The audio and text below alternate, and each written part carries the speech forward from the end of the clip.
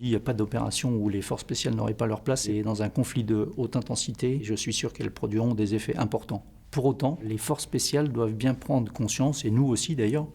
qu'aujourd'hui, en fait, l'engagement des forces spéciales est un engagement du fort, voire du très fort au faible. Et que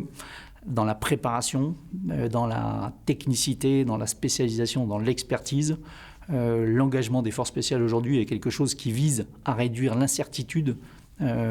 un niveau très très faible, où l'ensemble des cas non conformes peut être étudié et où on a une capacité de réaction qui permet toujours de conserver l'initiative sur l'adversaire et sur l'ennemi. Je pense que demain, dans un conflit de haute intensité, au contraire, les forces spéciales, pour retrouver une marge de manœuvre, vont forcément agir du faible au fort,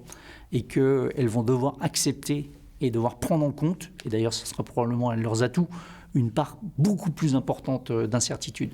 Bien évidemment pour créer l'incertitude chez l'adversaire, mais elles s'engageront dans des cas où on sera loin de maîtriser l'environnement, où l'ensemble des cas non conformes ne pourront pas être pris au compte. Et je pense que ça nécessite la prise en compte d'un véritable changement dans la préparation opérationnelle, dans la préparation technique, dans la préparation physique, dans la préparation psychologique. Et ça, c'est